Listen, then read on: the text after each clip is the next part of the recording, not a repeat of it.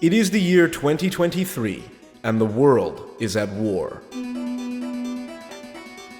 The glorious and ancient nation of Silent Majority Land is, as usual, stuck in the middle of a vicious conflict between two of the absolute worst groups of people that have ever existed. To the left of Silent Majority Land is the Progress Soviet Union. They are a degenerate land of debauchery and silliness. They don't believe in laws because to them, laws are a social construct of racist white people or something. And even if they had laws, they would have no one to enforce them because they abolished their police department years ago. The only tangible skills they have to speak of is basket weaving and culturally sensitive interpretive dance. Their primary export is heroin, which is readily available in the open-air drug markets in their capital tent city, Los Demonicas. To the right of Silent Majority Land is the Christian Caliphate. The Caliphate is like the least fun place ever. It is filled with a bunch of religious zealots who think that their particular and subjective interpretation of the Bible is not only the correct interpretation, but they think that everyone else should be forced to live by their interpretation. It is a dry and barren land devoid of creativity and culture. They lack any good music because it's illegal for men to wear feminine clothes, so all the good musicians had to pack up and leave. While most Christians actually live within the borders of Silent Majority Land, it's the small minority of the most dogmatic and least charismatic Christians that live in the Christian Caliphate. But the greatest threat to the people of Silent Majority Land does not reside to their left or to their right, but within their own borders. Operating from the shadow, they are the Moderati, or moderates. They are corrupt, soulless, and worst of all, old. Utterly out of touch with the concerns of the people of Silent Majority Land, the Moderati spend their time making backhanded deals and sucking up to each of the major industrial complexes of the world. Whether it's the military-industrial complex, the pharmaceutical-industrial complex, or worst of all, the university-industrial complex. The Moderati are the degenerate and decadent political leaders of Silent Majority Land, and as Eric Weinstein puts it, first of all, both of these political parties, the leadership of them is disgusting and has to go. The key problem for us politically is that we have to divorce the concept of the center from kleptocracy. Every time we try to say something like we need more moderate solutions, we need more pluralistic solutions, people will say, wow, you just want to hand us right back into the swamp, don't you? Those swamp people. Because the moderates and the swamp people are the same people. The people of Silent Majority Land are starting to get real sick of all the shenanigans and stupidity foisted upon them by their enemies, both foreign and domestic. While the other factions hate to admit it, the people of Silent Majority Land basically produce all the food and do all the goddamn work in the world, while the other three factions bitch, moan, and manipulate from their ivory towers or mother's basements. And while Silent Majority Land possesses far more power and influence than any of its enemies, they are unfortunately crippled by political inaction, general apathy, and lack of leadership. Silent Majority Land has always been the unwilling victim of its idiot neighbors and their petty squabbles, and long have they carried on anyway. But as of late, many in Silent Majority Land feel a particularly terrible fear in their stomachs. As the old saying goes, history's tales are of battles won, but today stands apart, its end not yet spun. For in past perils we found our way, but always in the present do we risk our final day. Now more than ever the end times feel nigh. The Silent Majority has been wrought with plague, natural disasters, and the threat of civilization-destroying entities born from reckless scientific experimentation. For many, all hope seems lost. But the night is darkest before the dawn. From the ranks of the Silent Majority, a chosen few have gathered their forces to march on the Black Gate, to fight the enemies of the Silent Majority on all three fronts. They are known only as the Enlightened Centrists. These people, yeah, of course they're f***ing retards. But yeah, pudding, and I bloody love bread pudding with caramel. It's one of those nice, gentle French movies where you have incest. Americans generally respect one another's beliefs, even if they don't share those beliefs. I know I do.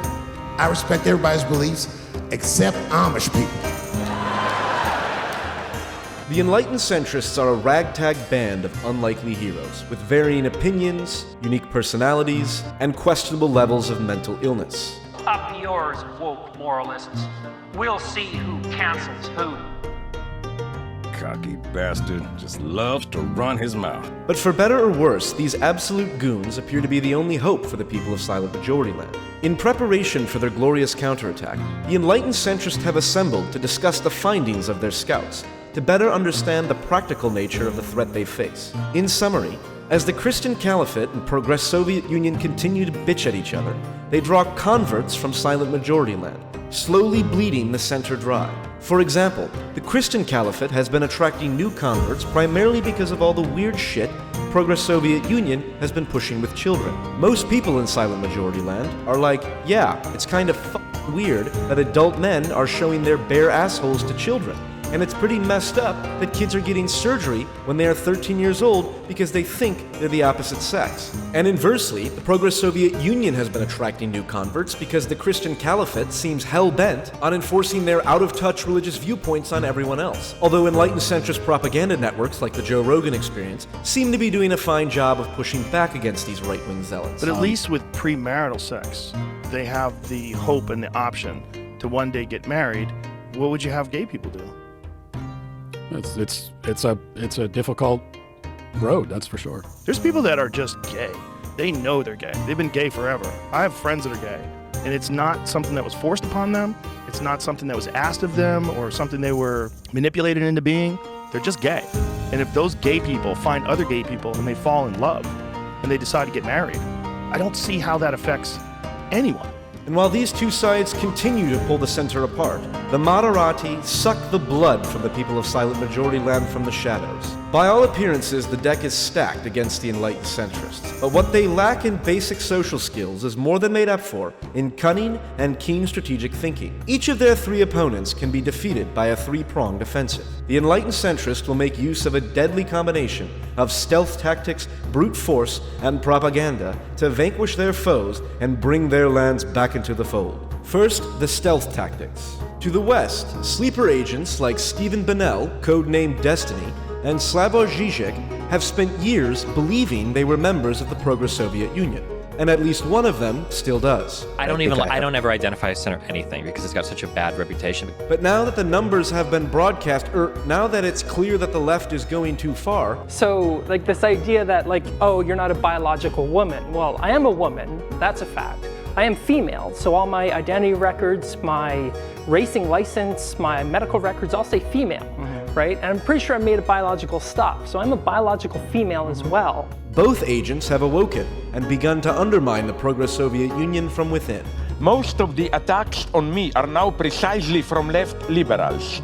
Just remember the outcry against my critique of LGBT plus ideology. To the east, the once mentally stable Jordan Peterson has snuck his way into the Christian Caliphate citadel at the Daily Wire. While many believe he has thrown his lot in with the religious zealots he surrounds himself with, the truly enlightened recognize the danger he poses to the most fundamentalist of those on the right. I think that Revelation is a psychedelic account.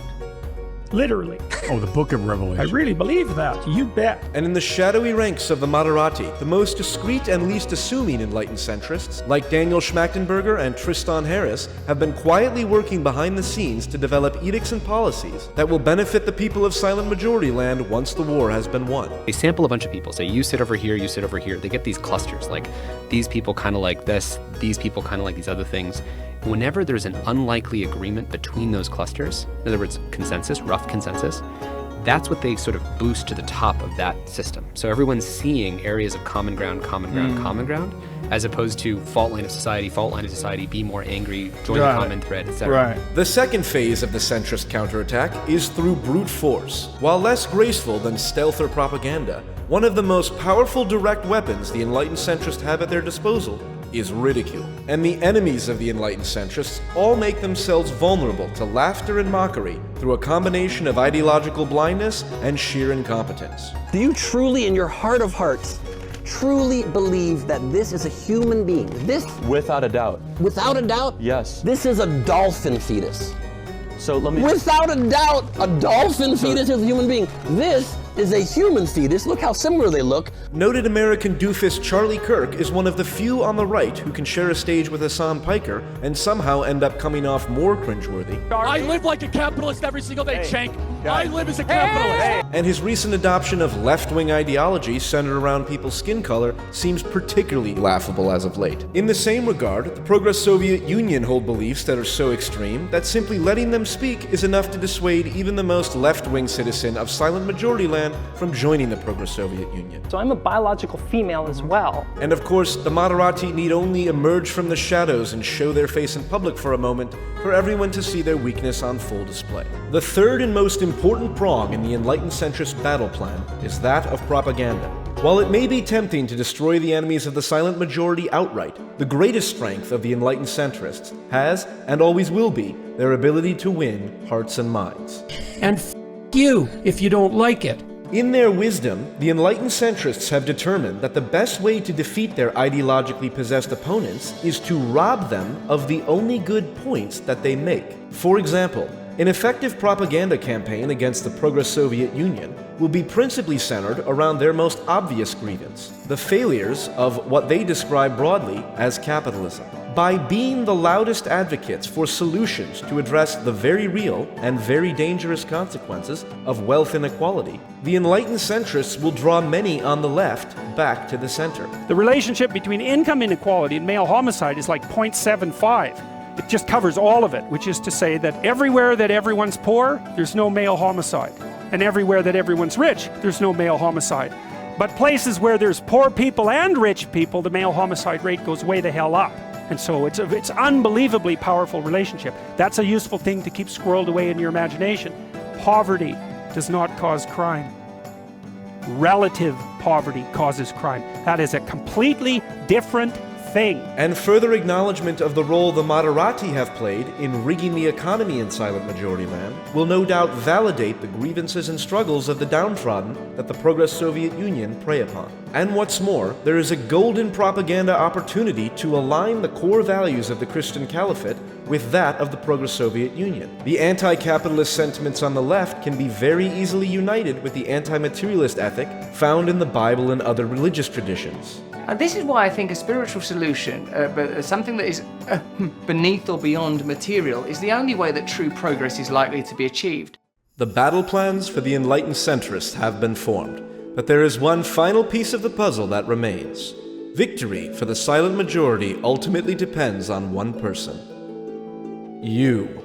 There is no shortage of socially inept and mentally ill people arguing about politics on the internet. Yes, it is. No, it is absolutely the case.